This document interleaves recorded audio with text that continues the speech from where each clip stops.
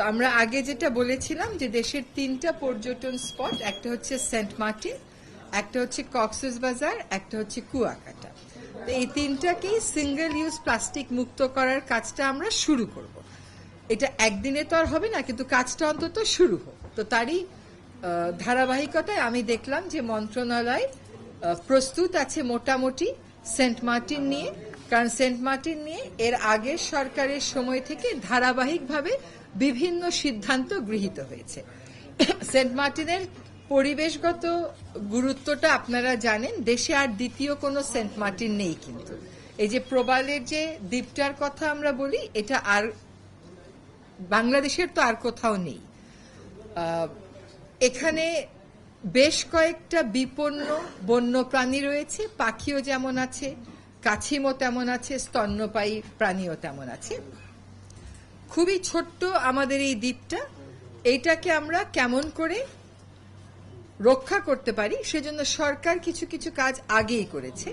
যেমন এইটাকে ঘোষণা করা হয়েছে প্রতিবেশগত সংকটাপন্ন এলাকা, এবং প্রতিবেশগত সংকটাপন্ন এলাকা ঘোষণা করা হয়েছে 1999 সালে।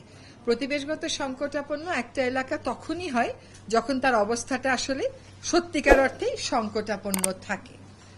তারপরে কতগুলো সিদ্ধান্তের কথা আমরা আপনাদেরকে একটু বলে দিই, যেটা আপনাদের জানা দরকার, যাতে করে আপনারা ফ্যাক্টগুলো ঠিকভাবে বলতে পারেন। এক হচ্ছে, এটা পরিবেশ সংরক্ষণ আইনের অধীনে প্রতিবেশগত সংকটাপন্ন এলাকা।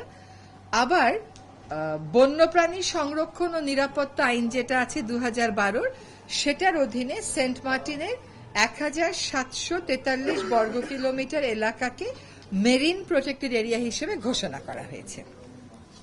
কিন্তু আমরা জানি যে এই দ্বীপটা আসলে প্রতিবেশগতভাবে দিনকে দিনই অবস্থা নাজুক হচ্ছে। এই জন্য এই তারিখগুলো আপনারা একটু খেয়াল করে লিখবেন। হ্যাঁ, 9 সেপ্টেম্বর 2018 তারিখে 9 সেপ্টেম্বর 2018 তারিখে একটি আন্তঃমন্ত্রণালয় সভা হয়। সেই সভাতে সিদ্ধান্ত হয় যে 1 মার্চ 2019 থেকে সেন্ট মার্টিন দ্বীপে শুধু দিনের বেলা পর্যটন চালু থাকবে, রাতের বেলা পর্যটকেরা ওখানে থাকতে পারবেন না। এই সিদ্ধান্তটা কত সালের হয় বলেন? 2018 সালের। হ্যাঁ, 2018 সালের 9 সেপ্টেম্বর। তারপরে এবার আসি 2020 সালের 24 ফেব্রুয়ারি। সেখানে তৎকালীন প্রধানমন্ত্রী যিনি মুখ্য সচিব ছিলেন, তার নেতৃত্বে একটা সভা অনুষ্ঠিত হয়। সেই সভায় সিদ্ধান্ত হয় যে সেন্ট মার্টিন দ্বীপে প্রবেশের ক্ষেত্রে পর্যটকদেরকে রেজিস্টার করতে হবে এবং পর্যটন সংখ্যা সর্বোচ্চ 1250 হতে হবে, এবং জাহাজে অতিরিক্ত যাত্রী নেওয়া যাবে না। এবং এটা বাস্তবায়ন করবে বেসামরিক বিমান পরিবহন ও পর্যটন মন্ত্রণালয় ও জেলা প্রশাসক। তাহলে এই সিদ্ধান্তটা কবে হলো? 2020 সালের 24 ফেব্রুয়ারি। এই সিদ্ধান্ত নতুন কোনো আবিষ্কৃত কোনো সিদ্ধান্ত নয়। আবার আরেকটা সিদ্ধান্ত বলি, 17 মার্চ 2020 এইখানে পরিবেশ এবং জলবায়ু পরিবর্তন সংক্রান্ত যে সংসদীয় কমিটি আছে, তারা একটা সিদ্ধান্ত নেয়। আমি এটা পড়ে শোনাচ্ছি। সেন্ট মার্টিনে অতিরিক্ত পর্যটক গমন এবং রাত্রি যাপনের ফলে সেখানকার পরিবেশের বিপর্যয় ঘটছে বিধায় সেন্ট মার্টিনে রাত্রি যাপন সম্পূর্ণ নিষিদ্ধ করার বিষয়ে সুপারিশ করা হয়। তারপরে আবার একটা সিদ্ধান্ত হয় 23 নভেম্বর 2021। এখানে কে ছিলেন?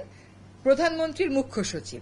তাহলে এই সিদ্ধান্ত কবে হয়? 23 নভেম্বর 2021। কি সিদ্ধান্ত হয়?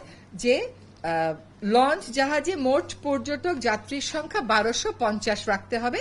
একজন ব্যক্তি 5 জনের বেশি টিকিট ক্রয় করতে পারবেন না।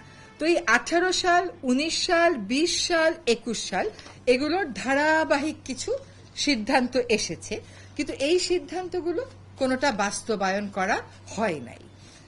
আবার পরিবেশ এবং জলবায়ু মন্ত্রণালয় তারা অতি সম্প্রতি, আমি আবার অতি সম্প্রতি না বলি, এটাও 2023 সালে, মানে এটাও 2024 না, তারা কিছু পর্যটন নির্দেশিকা দিয়েছে। তো সেই পর্যটন নির্দেশিকায় বলা হয়েছে যে সেন্ট মার্টিন দ্বীপে কয়েকটা সিঙ্গেল ইউজ প্লাস্টিক নিয়ে যাওয়া যাবে না। পর্যটনবাহী যে জাহাজগুলো যাচ্ছে সেইগুলো একদম জাহাজে বলেন, বাসে বলেন, সেখান থেকেই এই সিঙ্গেল ইউজ প্লাস্টিকগুলো সরিয়ে ফেলতে হবে। আরেকটা হচ্ছে কক্সবাজার এবং সেন্ট মার্টিনে। কক্সবাজার এবং সেন্ট মার্টিনে সিঙ্গেল ইউজ পণ্যের একটা তালিকা করতে হবে, সেই মোতাবেক একটা তালিকা করা হয়েছে, কোম্পানিগুলোর নামও নেওয়া হয়েছে।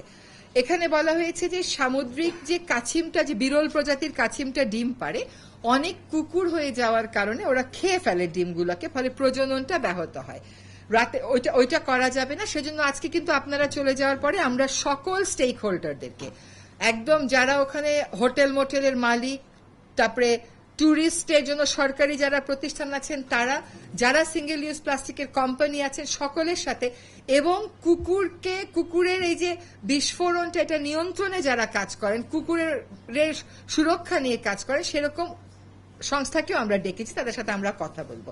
এই নির্দেশিকায় আরো বলা আছে, নির্দেশিকাতে কিন্তু আইনগতভাবে বাধ্যবাধকতামূলক। এখানে বলা আছে যে রাতে অতিরিক্ত আলো জ্বালিয়ে রাখা যাবে না, অনেক উচ্চ স্বরে আওয়াজ করা যাবে না, প্রবালের উপরে হাঁটা যাবে না, ছেড়া দ্বীপের কোথায় জাহাজ কতটুকু দূরে তাকে থাকতে হবে, বা সেন্ট মার্টিনের ল্যান্ডিং এর সময় কতটা দূরত্ব মেনটেন করতে হবে সেটাও বলে দেওয়া আছে। এইটা কিন্তু গেজেট নোটিফাইড হয়েছে 2023 সালে, এবং এইখানকার মতামত অনুযায়ী ইফেক্টিভ রিয়েল ক্যারিং ক্যাপাসিটি, যে সেন্ট মার্টিন আসলে কতটা পর্যটনের ভার বহন করতে পারে। 2023 সালের এই গেজেট নোটিফিকেশনে বলা আছে 882 জন। তাহলে আমরা 1250 জন পেলাম, 882 জন পেলাম, রাতে থাকা যাবে না পেলাম, রেজিস্ট্রেশন পেলাম, কিন্তু এইগুলোর একটাও আসলে আমাদের বাস্তবায়িত হয়নি।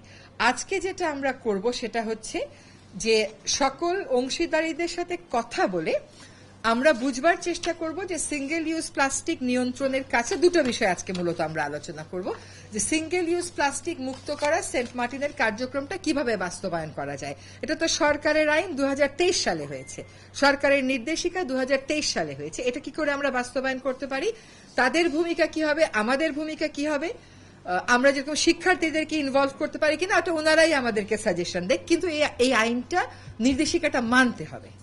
এখন যদি তারা বলেন যে না একদিনে সব আমরা মানতে পারবো না, আপনারা আমাদেরকে এইভাবে পর্যায়ক্রমে যান, সেটাও তাদের সাথে কথা বলে আমরা ঠিক করব, কিন্তু মানতে হবে। নির্দেশিকা যখন একটা এসছে সেটা আমাদেরকে মেনে চলতে হবে। আরেকটা হচ্ছে সেন্ট মার্টিন দ্বীপের এই যে অনিয়ন্ত্রিত একটা পর্যটন চলছে, প্রতিবেশটাকে রক্ষা করতে আমরা কি কি কাজ করতে পারি। এই পর্যটন শিল্পে অনেকে জড়িত আছেন। আমরা একটা জিনিস বলে ইংরেজিতে, seeing is believing, and if you see then you like it, then you love it। তো দেখলেও একটা কিন্তু মানুষের ওটার জন্য একটা অন্যরকম আত্মিক টান হয়। আমরা বলি না আগে এই জিনিসটা কত সুন্দর ছিল, এখন নষ্ট হয়ে গেছে, দেখেছিলাম বলেই এটা বলতে পারি। তাহলে এখন পর্যটনটা কিভাবে করে একটা কাঠামোর মধ্যে নিয়ে আসলে সেন্ট মার্টিনের পরিবেশ ব্যবস্থা আর নষ্ট হবে না, যা আছে সেখান থেকে আমরা আস্তে আস্তে উত্তরণ করতে পারবো, সেটাই হচ্ছে, এই দুটো বিষয় হচ্ছে আজকে আমরা যখন স্টেক হোল্ডারদের সাথে কথা বলবো এটা নিয়ে কথা বলবো।